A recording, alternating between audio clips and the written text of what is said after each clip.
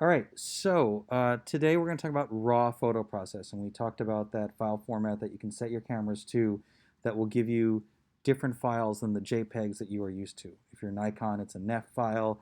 If you're Canon, it's a CR2 or CR3 file, depending on the camera that you're using. If you're Sony, I have no idea what that was off the top of my head. Fuji is RAF. They're just these weird file formats that are image files, but they're not JPEG files that you can readily put on the web. Is anybody familiar with still photography, 35 millimeter photography? And remember what a negative is? Does anybody know what a negative is? When you shot film back in the day, you would shoot on these thin plastic things that would roll up into a roll, and it would capture light on that negative, and it would create a negative of that image. And to turn it into a positive, you'd have to take it to a lab, and they would take that small negative and enlarge it to the size you want it, and process the color information from there. Um, you can't do anything with a negative in and of itself. You know, those things that look like film strips. You can't do anything with a negative in and of itself. You just need that as the template for the information to produce your image. And that's basically what a RAW file is. It's a digital version of that. It's kind of what you use as the basis to form your finished product, which is a JPEG file, which is what you're going to put on the blog and onto the web and onto social media and all of that stuff, right? And so to do that, I'll start with just kind of the soup to nuts process. You've got your camera, and you shot your photos in NEF format, and you pop out your card, right? Once you pop out the card, and I have a card with some photos on it here. Once you pop out the card, you need to put it into some sort of reader. Unless you have the latest and greatest M1 Max, MacBook Pro, they don't have built-in card readers on most Macs. PCs usually do, but Macs these days do not. And it looks like we're an all-Mac kind of operation in here. So, yeah, Macs generally don't. And so I posted the link. Cassie supplied the one that she uses, and I supplied one for those who have like MacBooks that don't have the second port. And as you can see over here, can you hold up yours, Cassie? Because mine's like plugged into 12 things over here. Um, and yeah, so basically it looks like one of those things that just kind of attaches as like a sidecar to your computer, and it has an SD card reader. Thank you, Cassie. With this SD card reader, you take the card out of your camera and you pop it into your computer like so. And then you're going to see on the screen over here, it pops up right here with EOS Digital. Does everybody see that? If you're Canon, it'll say EOS Digital. If you're Nikon, it probably will say something else. Might say whatever name you gave it. But EOS Digital is what you want it to pop up as, right? And then what you do is I created a folder within my Pictures folder on my Mac, and I created something called To Edit, which is just a note to myself that I've got to edit these photos. I haven't gotten there yet. But what you'll notice is I have an entire set of folders over here. 2022, 01, 18, Asian American Pacific Islander Michelle Go Vigil. I went to that and covered that. 2022, 01, 06, Sonali in Montauk. That's my daughter in Montauk. So I do this for both my journalism work and my family photos. New Year's with some friends. This was my parents' house. I was doing some photos. And then this was a sports shoot. Hofstra versus Villanova lacrosse men. That's actually the shoot that's on this card today. And so what you would normally do, and I'm just gonna make a new folder, and we'll just pretend it's today. You go. This is my personal filing system, but this is what a lot of people do. 2022, and then what is today's date? 0207, and then I'll give it a slug. Class demonstration for today. That's what I'm doing. And that's the way I've named everything. In fact, if you go to, this is actually my personal server that's actually in my house in Long Island here. And you can see when you go into my my files, I've done it this way forever. So this is everything from 2021. And you can see I have everything organized by date by giving it a file name with the year first and then the month. It basically just organizes it for me. So even if I never do any extra amount of tagging or anything else or keywording, at the very least I'll have a slug and a date. And then within each folder, what you see that I do is I have, let's pick, we did some photos from Hamden High for thing there. I have a folder called RAW, and I have a folder called Selects. So the RAW photos, these are RW2 files from a Panasonic. There are RAW photos, and then you can see, and I just exited out of my server. In everything, there are RAW photos, and then there are select photos. The RAW photos are the straight dump from the card to the computer. So I created this class demonstration, and I create a folder, which you create a folder on Mac. You can go to File, New Folder. I just hit Shift-Command-N, and I type in RAW. And then what I do is, when I go into the EOS Digital, right over here, I go into DCIM, and this is particular is EOS R, and you can see for this particular shoot, which is Hofstra versus Villanova lacrosse, I have 2,234 photos. I heard a few oh my gods and some eyes went popping, right? Mind you, my client is expecting 100 to 200 photos, and I'm shooting a lot. I have cameras that shoot 8 frames per second, so every action sequence I'm getting a decent burst of photos, and it helps me pick the right one. Better to have more than less, right? But what I do is I copy everything from the card and I drag it over to my RAW folder, right? Now, this in particular is 28 gigabytes of photos, so that would normally take about 8 minutes to copy is what it took. I have conveniently copied it over already in the Hofstra versus Villanova lacrosse men. So it's already over there. I did that this morning. Okay, so I created the folder 2018-02-24 Hofstra versus Villanova lacrosse men. So that's how I can tell what it was and everything. So I have a RAW folder, and I go back here and I create a selects folder. So as I'm working on things, I can edit them into selects. I've not even touched anything in Photoshop or Adobe anything yet. Right now I'm still in just the operating system of the computer. I'm copying files over and I'm creating files.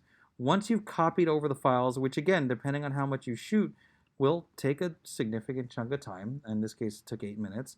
You can just drag this out and then take the card out of your card reader, and you don't need to do that. Again, I've already copied it over to the computer, but you're just going to copy everything over.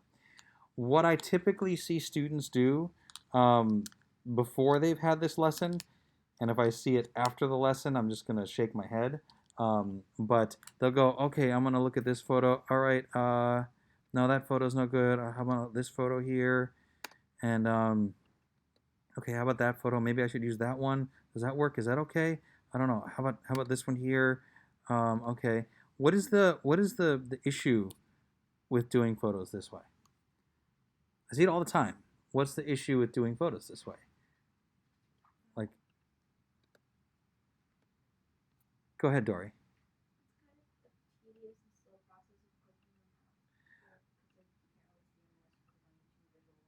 Yeah. As Dory just said, it is a slow and tedious process because I am clicking on each and every one. Yeah, if you've got like 20 photos from a shoot, which you should not, you should have a lot more than 20 photos. If you have like 20 photos from a shoot, okay, you can probably get through 20 photos pretty quickly and pick the right one. However, I have 2,234 photos. And my client needs at least like 20, 30 photos half an hour after the game. Am I going to be able to quickly pick the best ones with this hunt and peck thing that I'm doing? No, I'm not. I'm not going to be able to do that. And so this is where professional photo programs come into play. Many, many professionals use a program called Lightroom, which is something you can pay for from Adobe, which you import everything into a library and it creates this whole quick system to edit the photos. And that's one way to do it. In the journalism world, the more popular program is something called Photojournalism by Camera Bits. It's not free. And so I'm going to basically work with the closest free equivalent that you can find. Adobe Bridge is completely free. If you sign up for the Adobe account, and even if you don't pay for the subscription, it's free. It'll help you organize the photos. You can't edit the photos with Adobe Bridge, but this process of picking the best photos, the selects, if you will, Adobe Bridge will help you get there a lot faster. And so rather than doing this hunt and peck thing, you can see I have Adobe Bridge right here. And so when I open up Adobe Bridge, this is the view that I am presented with. Okay? And this is generally what it looks like. And you can see it has all of the photos in thumbnail format. Now, I do a few things to customize this. And by the way, to navigate to your photos, you can see they have a bunch of shortcuts here. You can go to computer if you have a hard drive plugged in. My home folder, pictures is right there, so I can go to edit, and then I can go to this Hofstra man right over here, raw. So it's got all the photos popped up here for me. This is where the rubber meets the road for your computer. The faster your computer, the faster this process is going to go. This is why people pay the extra money for those computers. But in this case, I still don't quite like this view that I'm looking at. So what I do is I generally actually just grab the handlebar thing over here, and then I make, and you can see my computer is starting to sound like a jet engine is taking off here. It's getting louder. It's working harder. What? That's my computer. It's not the most powerful one in the world, but it gets the job done. So there you go. And now I've got all these photos. And Dory, would you say that this is a lot faster to page through? Right? We're feeling better about this. And yeah, and just to give you an idea about the interface here, you've got all of your thumbnails here. You can adjust the size with the plus and minus key down here of the thumbnails. You can look at them big here. You can also look at the metadata down here, so I can see all of the settings that I shot at here. You can see the file information over here.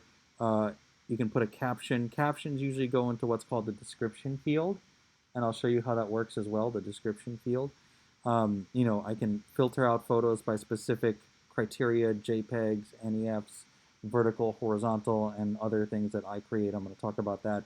And then your file structure is right here, and then the preview. And then you can actually click on the magnifying glass and see, is that photo sharp? It's loading 100%. Yeah, that looks pretty sharp, right? And so you can really maneuver through your photos a lot faster. There's a lot of different workspaces. Some people prefer the film strip workspace. Some people go to workspace and light table. That's one way to do it. I usually just go workspace, essentials, and I make this image bigger so I can see them. And then I basically just go through and I look for the right moment. So I can just kind of page through. I can push spacebar really quickly to make things bigger. And I can see, okay, is that moment great? No. Is that some peak action? Yeah, but then this guy's cut off, so it's not great. Let's see. Let's keep going over here. Let's find one photo we can use at the moment. I mean, this is okay. Let's just start with this one. Say you come to a photo that looks decent. You want to use it for your shoot, right? There's two ways you can mark a photo. And by the way, if you have questions, just stop me if this is confusing. There's two ways you can mark a photo. You can hit Command 1, or sorry, I've changed it in my computer, so I just hit 1, 2, 3, 4, 5. You're going to have to hit Command 1, 2, 3, 4, 5 unless you change it. So I can hit 1, I can hit 2, I can hit 3, I can hit 4, 5. Do you see what's happening underneath the photo? It's giving it a star rating, right? So I'm going to mark it as 3 to start. So any photos that I like off the bat, I'll mark with a 3. If stars are not your thing, you can also mark them with colors. So 6 is select, 7 is, I don't even remember under label here, second, then 8 is approved, 9 is review. So you can also use colors as well. What I usually do is I mark them with a color after I've processed the photo so I know that I've done it. And that's my own system. And usually what I do is I page through the entire shoot and I mark the ones that I like with a 3. Anybody shoot sports before aside from Aiden? Get a lot of misses, right? A lot of misses. I turned in 145 photos out of these 2,243. You can also, one of the things, oh, that's a nice moment of jubilation with some cropping over there. You can also sort by time. So if you're shooting by date created, so if you're shooting with 2 cameras, that date created can help, really just put things by the time. That's why setting the time on your camera is so critical. And so make sure that whoever had the camera beforehand is doing that. No, that's not too bad. Yeah. A little bit of jubilation photos, but that's from Villanova. And technically speaking, Hofstra hired me, so we probably want their jubilation photos. Let's see what's going on here. Same thing. So I had, oh, okay, now you can see the filters have popped up. Anything fancy going on here? That's interesting. That's pretty interesting. Okay, let's mark that one.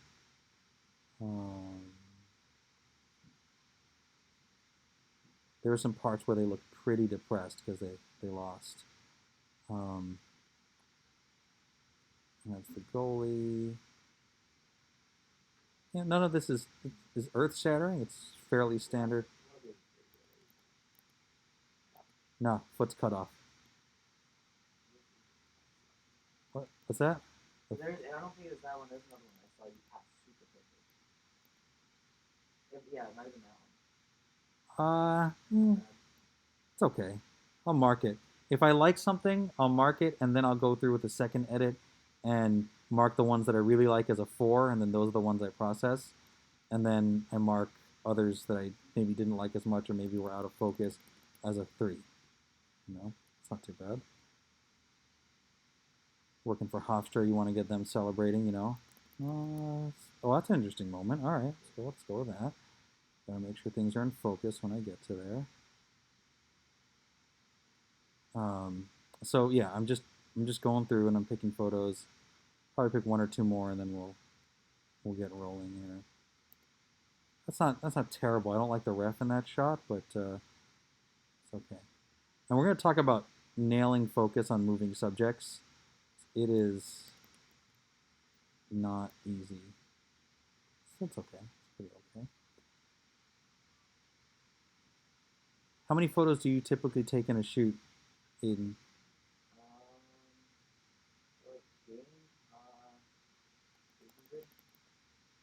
So not this many. No, I tried because I only had like a certain amount of space in my SD card. Gotta get some extra SD cards, right? Yeah, I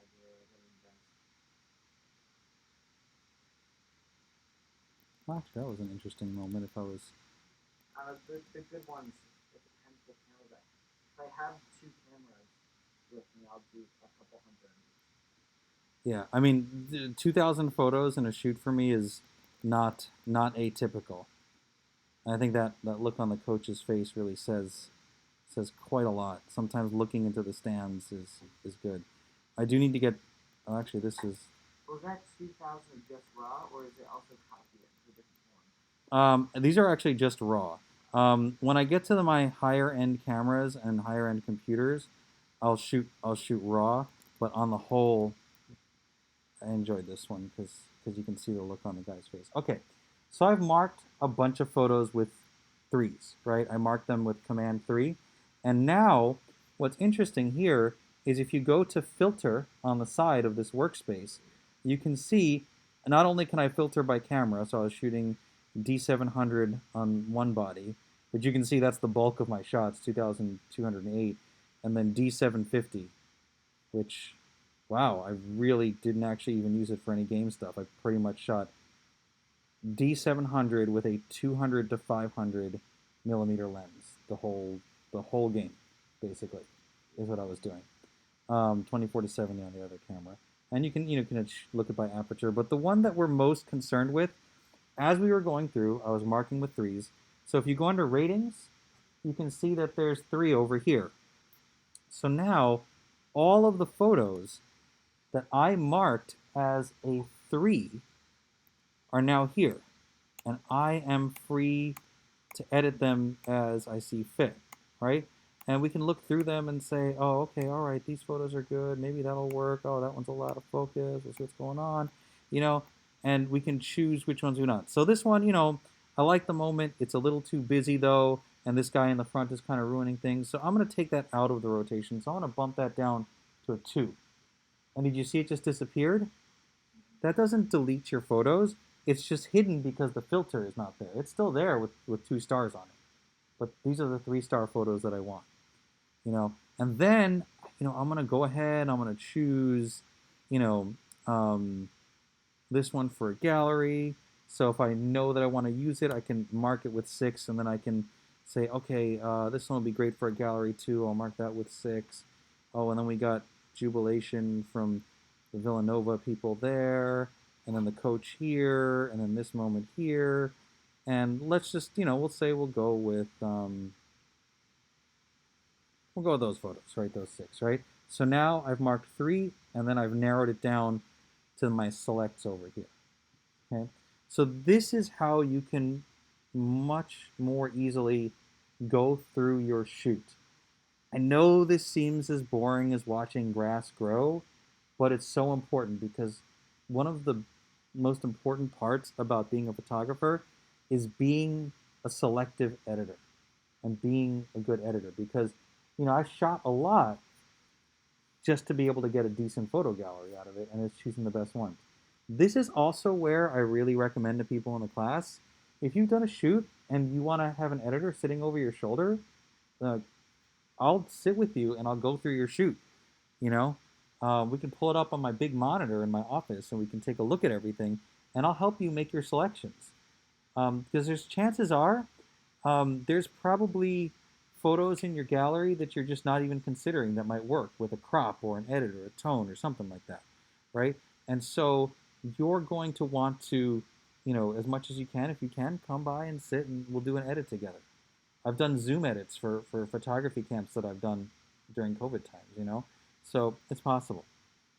So once you've marked things down here and you've gotten the photos you want, what I do even before I process the images, I'll write a caption.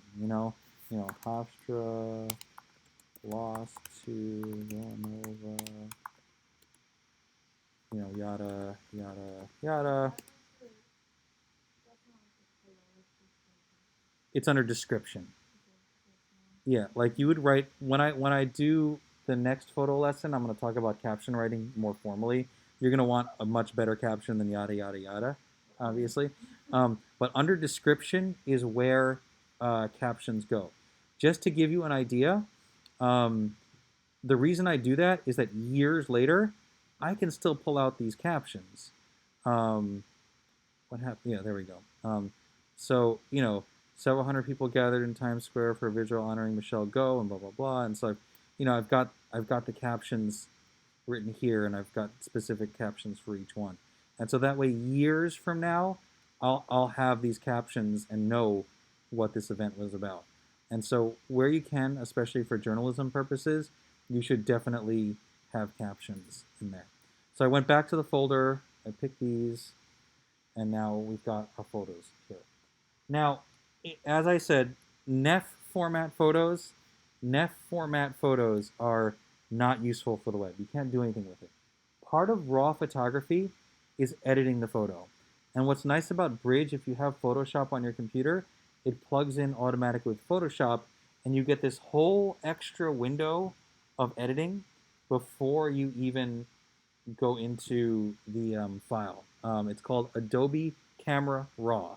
It's the same thing that Lightroom uses to process the images. Aiden, you doing it right there? Oh, yeah. Okay. Like you bailed out midway through the sentence there. So, okay. So what you do is you double click on the file, and it opens up what's called Adobe Camera RAW. And it's going to open up sometime between now and my death. Adobe is jumping up and down at the bottom of my screen. You can see it. Anybody got one of those new M1 Max? No? Yeah.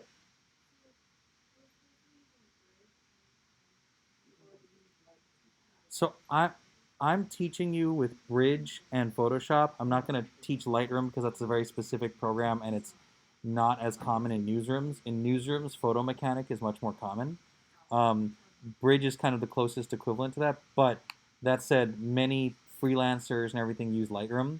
And so Lightroom is a perfectly valid choice. I'm just not specifically going over it. I've gone back and forth about Lightroom. I have a love-hate relationship with it.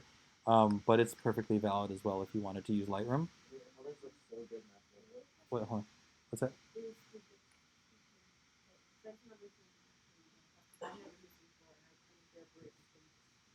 Yeah.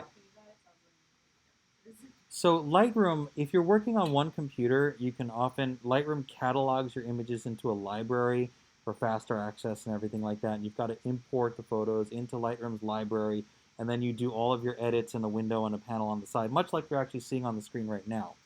And it's a paid program, and it's from Adobe, and it's very good. It kind of combines all of the functions of Bridge, Camera Raw, and Photoshop into one application. But for me, what the problem is that library function. Um, if I import it there and then I move my photos, they can very easily get lost, or it's very hard to transfer one photo folder from one folder to another. And because of the way I work, I have a computer in my desk at Connecticut, I have a laptop, I have a computer at home, I have a network attached storage server. Because I need to access my photos from multiple places, Lightroom is a little clunkier for that, whereas Bridge doesn't need that library and it can open the photos wherever they are without having to import them. And that's why I generally use Bridge. But if you have one laptop and one computer and it's just you, Lightroom could be a good option for you as well because it combines the three programs that I'm showing you in this class: Bridge, Photoshop, and Adobe Camera RAW, which they all work together seamlessly. But Lightroom really combines that into one function. Does that answer your question, Dory? Okay. Aiden, you had a question. No, I was just saying how the colors are really good. In this, The photo. they're okay. I mean, I always love Nikon colors, but what?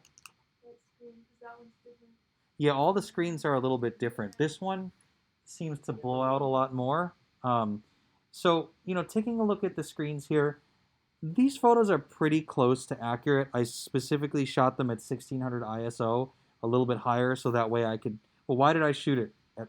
Let me ask the question. It's clearly broad daylight. Why did I shoot it at 1600 ISO? Any ideas?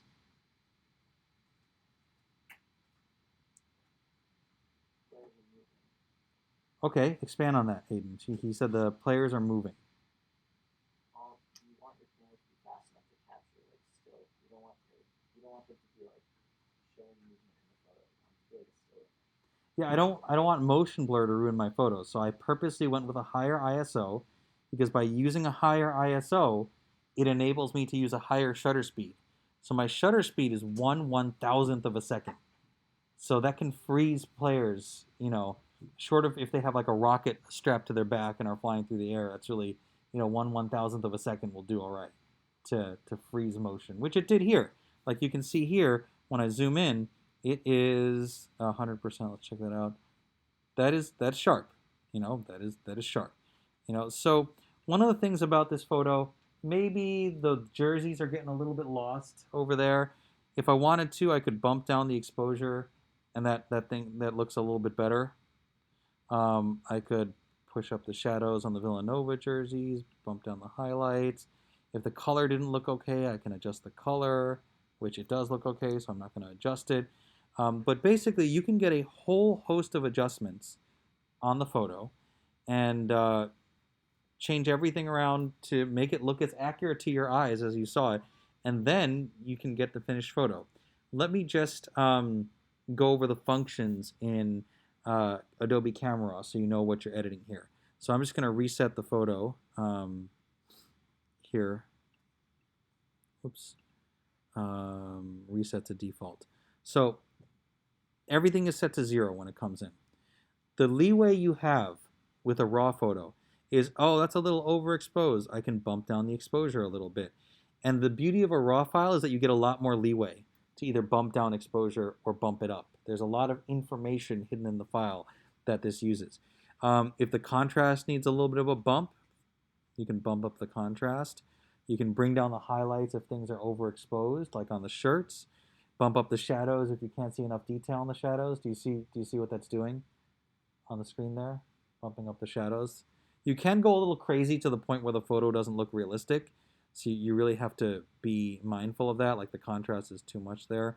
You can adjust the white point, so what the photo considers white versus, not white, so it'll blow out or not blow out, depending on what you do. And the same thing for the black point, so you're going to either lose the blacks or gain on it depending on how you do it there.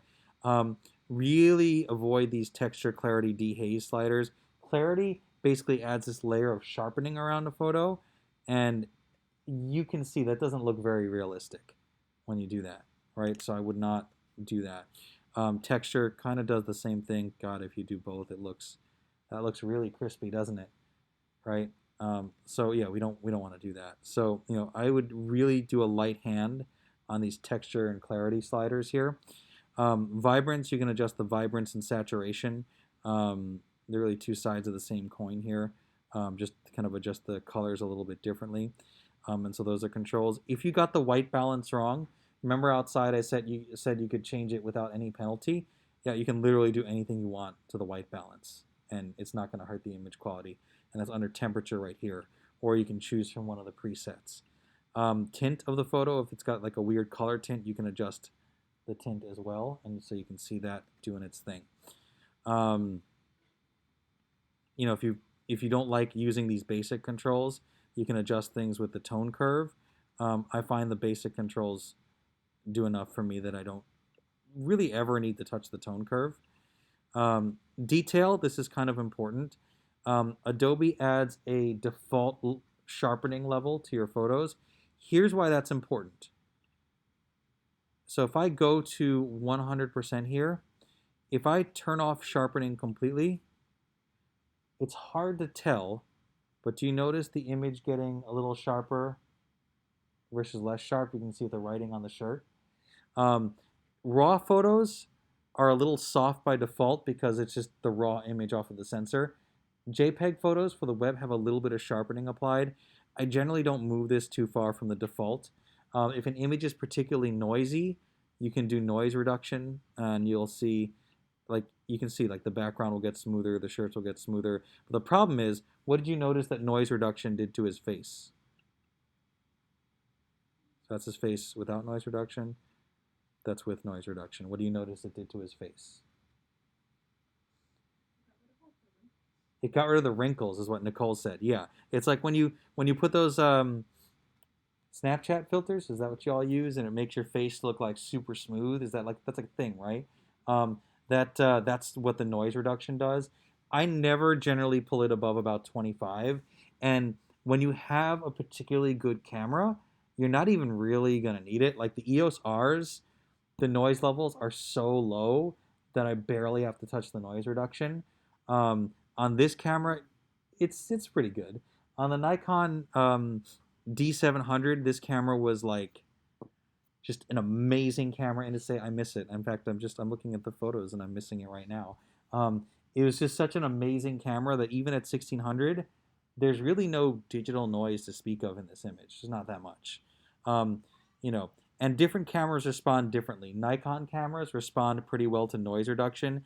Canon cameras do a little bit better with a combination of noise and color noise because they just have different types of noise. You'll see a lot more, not on newer Canons, but a lot of older Canons, some color noise, and color noise is what you want to bring down on the older Canons.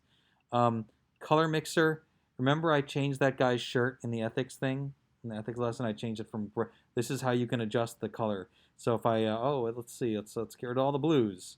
Hey look, Hofstra just became gray and gold, right? That's and Villanova's black, right? So I got rid of all the blue in the image that way. It is kind of cool, but it's also very unethical. So don't do that. I don't think I've ever touched the color grading panel. Couldn't tell you what it does. Optics. So some lenses are worse than others.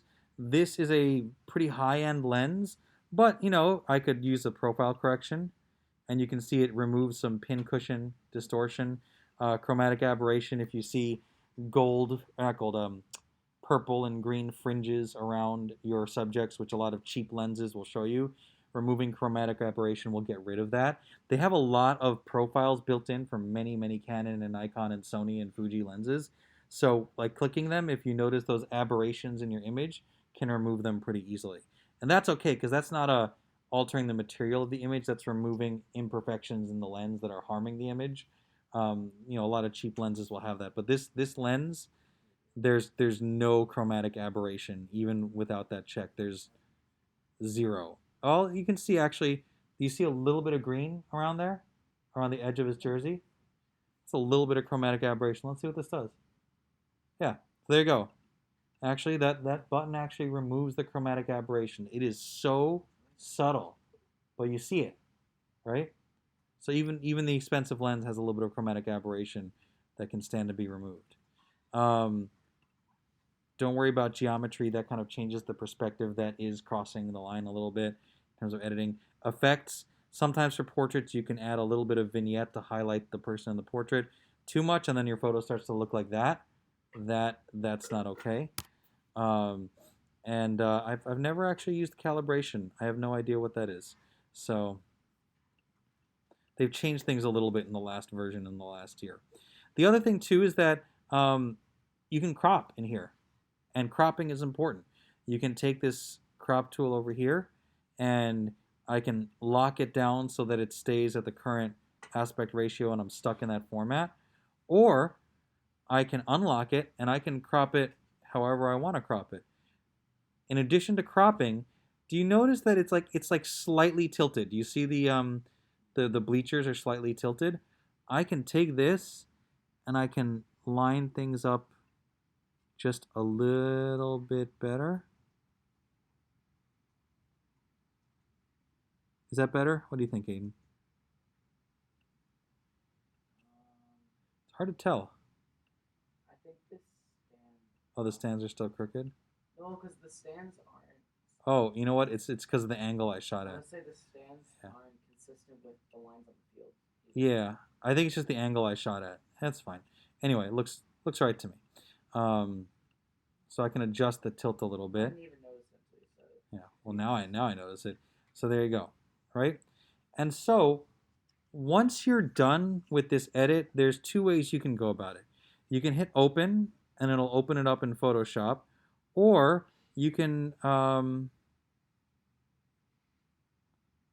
you save it? Yeah, you can save it here, right? Convert and save. Yeah. So you can open it in Photoshop if you want, and then you've taken Photoshop stuff from COM 130.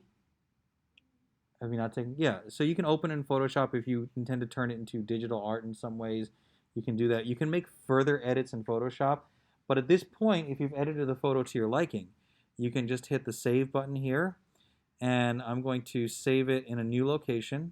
I'm going to select the folder, and this is where I go to pictures, to edit, lacrosse men, and selects, and this is where I put it. And what I do is I'm going to copy the file name here. Oops, lacrosse men selects. That's where I'm going to save it. I'm going to name it this, and so that's the Amazon link that was sent to me 2018. I don't remember the date. Whatever it was, 01, 02, 06. I don't. It's fine. Hofstra versus Villanova lacrosse men dash 01. Oh, actually, I don't have to put the file name because I can just put number, document, serial letter, serial number. So I can do 2-digit serial number, and it automatically adds the 01. And every time I save, it'll just change it. So I do maximum quality, which is 12. 12 is the maximum quality. And then I go ahead and I'll save it. And then I can hit done. once I hit done, I can mark this image with Command 7, and now it's got a yellow mark, so that's how I know it's done. And let's go see our handiwork. Under Selects, there it is. You can see it's got, totally had the wrong file name, so I'll fix the date by just clicking on it. Was it 2018? Yeah, I did the save. And that's the edited photo. Why does it look worse? It looked the same as the raw. Yeah, it looked the same because I didn't make that much edits. Okay. But I'm going to show you another photo. So this is the first part of the lesson, which is organization here. But yeah, it looks about the same as the raw photo. Because in this particular instance, I pretty much nailed the exposure, right? But I was talking about raw photos for when you don't nail the exposure, and let's take a look at that. So under raw files, I have these two photos. And if you want, I can actually post these photos onto the announcements, and you can play with them if you want, or just go out and shoot your own. But when raw files, when you don't actually nail the exposure, here is where raw files come in handy. Did it really just lock up? Hello? Computer. Okay.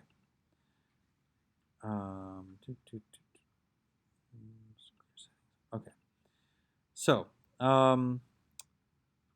let's start with this photo over here. This was a wedding I shot here in Disney. What are the issues with the photo? What do you see? It's not a great photo. The haze around the bubble in his chest. It's supposed to be hazy. It's shallow depth of field. The bubbles that are closer are hazy. The bubbles that are in his plane of focus are sharper.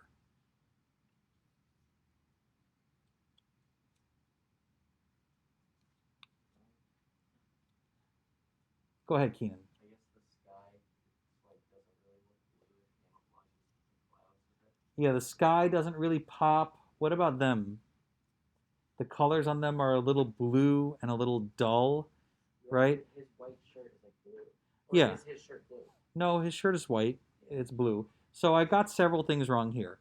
The sky, as Keenan said, doesn't really pop because the exposure is not great. The color is a little blue. I don't like this guy's arm in the photo in the pink shirt. So let's take a look at it. So first things first, we said it was a little blue and that the exposure was not correct. What do you suggest I do to fix this photo? Change the whites. Will that do anything? Changing the whites won't really fix the color stuff. It might fix the highlight problem with the clouds. Let's go with the color first. How can we fix the color? Nicole. Change the temperature, yeah. So, That's cold. how do we feel about that? Does that look a little better compared to, let's see here. That's what it was. How do we feel about that? Better? Yeah, we've warmed them up a little bit, so they look, the color looks a little bit better. Their skin tone looks a little less blue. The shirt looks a little more white, right? I just kind of changed the temperature, get rid of some of that blue. It's a little dark though, so I can bump up the exposure a little bit, but then I'm still losing the clouds, as Keenan said. So I'm going to go down on the highlights, maybe the whites too, right? And then maybe the blacks, and the shadows. And then, since this is a wedding photo, I can do this. I can take the brush and I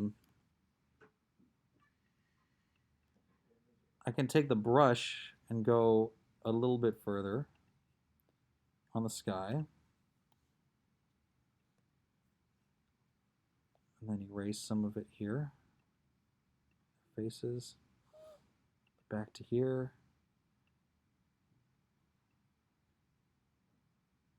What'd you do to the building? What's that? What'd you do to the building? I went to the brush and I darkened the exposure on just the sky with the brush. You don't want to do that in journalism. In a wedding photo, I did it. Right.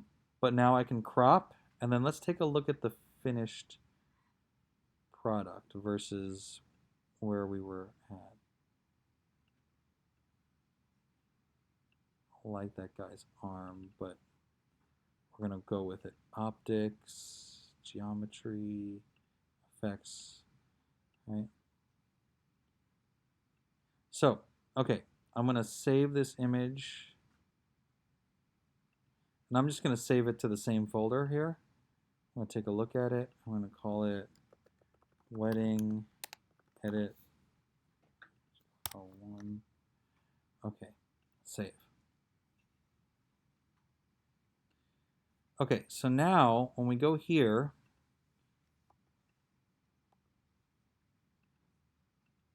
and I'm just going to remove the edits on this photo here, just to show you. So how do we feel about, so here's the original, and then here's the edit. It's not perfect, but it got a little bit better, right? So, you know, you can really improve colors, exposure, all sorts of stuff. Let's go even further. I really botched this photo, and this is actually with an EOS R. I really botched this photo with the EOS R. What's that? So your ISO is at 100. My ISO is 100, but what's my exposure time? 30 seconds. Wait, is that right? Oh, that's right. It's bonkers, but you're wondering how I got it. Yeah. I put a 10-stop neutral density filter on in front of the lens to get the ocean to turn into like a blur and stuff like that. But I botched the exposure. When I do that, I'm kind of guessing. Anybody remember what a neutral density filter is from JRN 106? It's like sunglasses for the camera. Darkens the image. Remember the little switch on the side of the camera? ND filter 1/4, 1/16, 1/32. Right. That's what this is, except I just screwed it onto the front of the camera. And at 30 seconds, it was too dark. So, what do you suggest I do? How, Cassie? Can't really see, but I would say brightness. There's no brightness control. What's the broad strokes thing we can do? Oh, you want to toss it to Celia? Maybe she's got 20/20 vision. Exposure is what we would adjust. And one of the this is why the EOS R is so wild, right? Check this out. I really screwed this up, and I can bump the exposure up. I bumped the exposure up by 3 stops. And the image still looks pretty good. I'm going even more. I'm at like 3.5 stops. And I was able to recover that photo. I was Like, just about to ask, what's that spot in the middle? I think that's the monitor. that's not the monitor. That's actually a light on the. Oh, that is. Yeah. Okay, it's just a lot more. No, I think there's like this weird spot on the monitor. Where? On this screen. Which I don't see any spot. No, it's On ours. Right here. There's like this brown. Where? Can you point at it? That's what I was looking at before. It was like this weird brown haze right here. I think it's only on that monitor. Yeah, because I don't see it on anything else. Yeah. Yeah, so it's just crazy. I'm able to bring it back by 3.5 stops, the EOS R. And even this camera, which is a little older, I can generally get 1.5 and 2 and bring back a photo. So if you underexpose, you can bring stuff back. If you overexpose, I don't think you're going to get 3 stops of leeway on overexposure, but you can get some. That's for sure. But it's just, let's go back to what it looked like. That's what I shot. And that's what I was able to bring out of a RAW file. So if you're ever on the fence about shooting RAW, oh, it's so much work, whatever. Yeah, and let's see the difference here. Texture, clarity. I mean, it's not the most interesting shot in the world at all, but oh, and I just opened it up in Photoshop. If you do open it up in Photoshop, it'll open up here, and then you can do some more edits and stuff. I'm just gonna save it as a JPEG and call it good for now. Let's see what it looks like. JPEG 12. So in this case, we went from, oops, I got to clear the RAW file so you can actually see it. Your settings. In this case, shooting raw got me from here to here. Probably should have started with that one for raw. Maybe show you guys the difference, right? Um, but yeah, so shooting raw, super, super helpful. All right. Does anybody have any questions on how about anything I just did in terms of editing the files, raw files, organizing your files? This is recorded, right? Yes. Oh, wait, I should stop the recording. I'm gonna, because I just realized it. Hold on. I'm gonna stop the recording.